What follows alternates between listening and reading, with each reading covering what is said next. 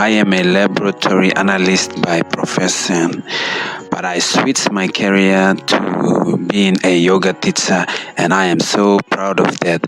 And I believe that yoga is my destiny. It's the purpose why I was born. My conversation with Dennis Kia, a yoga teacher from Papua New Guinea, was so interesting as we really looked at Papua New Guinea and at what that culture and that community, how they have responded to yoga, and also what yoga has done for Dennis as a teacher and for his life. So if you're looking to tune into a podcast episode that's all about Papua New Guinea, a place where yoga is very new and is just starting to blossom, then this is the conversation for you.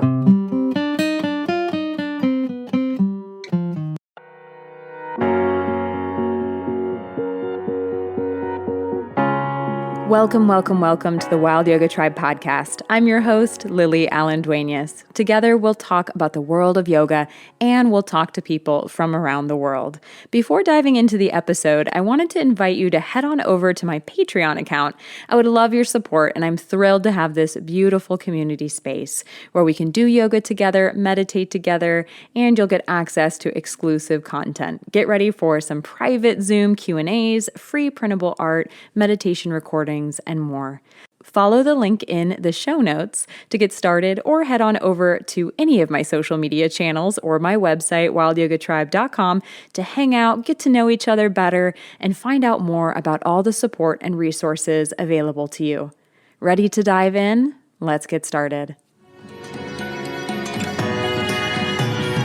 Namaste, family, and welcome back to the Wild Yoga Tribe podcast. Today, I am so excited to invite and have Dennis Kia, a yoga teacher from Papua New Guinea, on the show today. He teaches Hatha Yoga and Yin Yoga in Port Moresby in Papua New Guinea. He was trained in yoga in a program introduced by the Active City Development Program, ACDP, under the British Wheel model of yoga. So I'm excited to hear more about that. So how did yoga come into your life? What's your story? I can still clearly remember back in 2018 when one of my friends invited me to attend a gym session. That's what he said.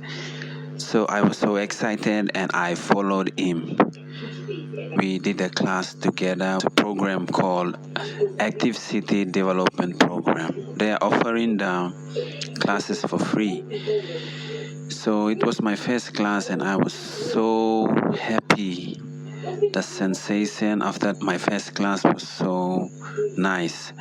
So I decided to come again for another class, and I continued to come for the classes. And yeah, that's how I come to know yoga. That's great. And so how did you become a yoga teacher? And what is this Active City Development Program with the British Wheel of yoga model? I became a yoga teacher through the program of Active City Development Program. After practicing with the program for 6 months, and they told us that there is a training for yoga teachers. So I put my hand up, and that's when I attended the training. So it was like 2 weeks of intensive training program that we had, and it was free.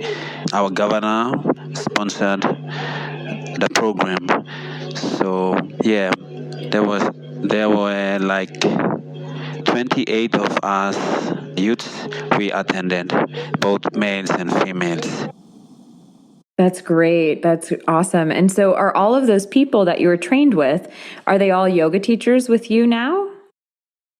So out of 28 people who attended the yoga training program, a large number of group of youths are certified and just handful are not certified.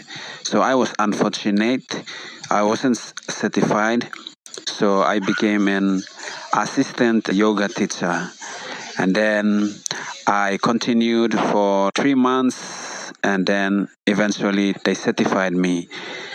all the teachers who are certified, they work under the Active City Development Program, including me.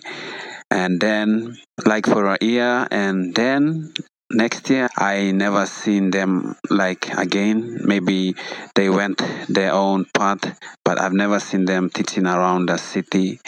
It's only me. So I love that you're teaching yoga. I would love to hear more about where you're teaching. I know it's in Port Moresby in Papua New Guinea, but what is the environment like that you're teaching in? Teaching yoga in my country, Papua New Guinea, is very challenging because they have the idea that yoga is a religion thing and we are a Christian country, so it's quite tough to accept yoga. So when I go and teach somewhere, sometimes people they stop me and they say things, but I don't hesitate.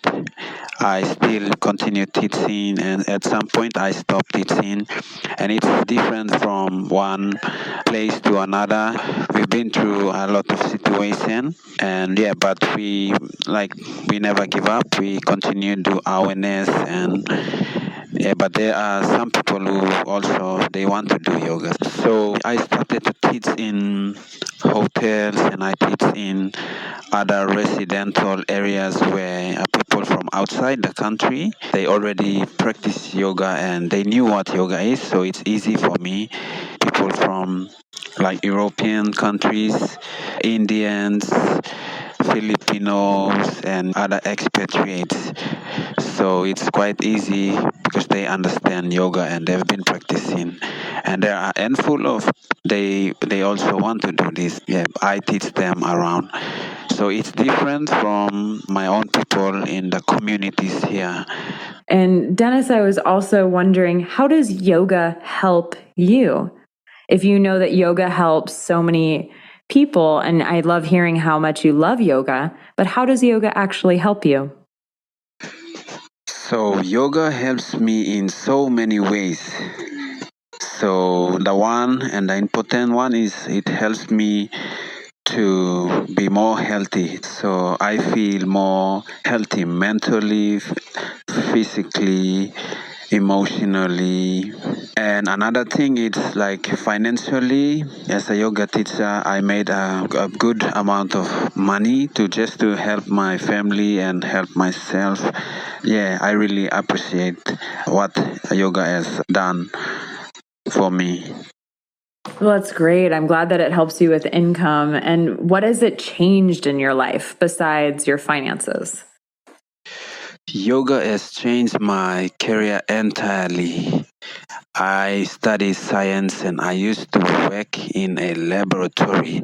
I am a laboratory analyst by profession, but I switched my career to being a yoga teacher, and I am so proud of that. And I believe that yoga is my destiny. It's the purpose why I was born. I define yoga as blessings. So when I go teach yoga, I share the blessings to others. No, I like that. So, Dennis, also, for those people who don't know very much about Papua New Guinea, can you tell us more about your country? Papua New Guinea is a very beautiful country with diverse cultures, 800 plus languages, different traditions. We speak English and Pidgin as a common language in our country. The country is still developing, so most of the places here are still rural and just few areas are developed. People here are very friendly, and our favorite sport is rugby league. Yeah. Okay, that's great. Yeah, good to hear more about Papua New Guinea. So, thank you. So, Dennis, I will definitely link your Facebook page, the Yoga Instructors PNG, in the show notes, as well as on my website, wildyogatribe.com/yoga in Papua New Guinea. So I was wondering, Dennis, do you have an Instagram page yourself or a Facebook page just for you that you'd like to share? I have a Facebook page account called Yoga Instructors PNG. And I also have a Facebook account named Dennis Enrique Kia, and it's linked with my Instagram account. You can check me there to find out more about me. Wonderful. Thank you so much, Dennis, for being with me today. I had such a good time being with you. And I would like to say thank you so much, Lily, for having me on your podcast. I really appreciate you. Thank you. Namaste. Thank you for listening to the Wild Yoga Tribe podcast. Be well. Thank you for the gift of your attention today. If you feel called, please share this episode with someone who you think could benefit from it. Leaving a review would also be so appreciated. I also hope you can join me online on my website, wildyogatribe.com, or on social media. I would love to get to know you better. I would love to share with you and to hear your thoughts. Send me a DM, send me a note, get in touch. It would be great to hear from you. And as always, be well, dear one, be well.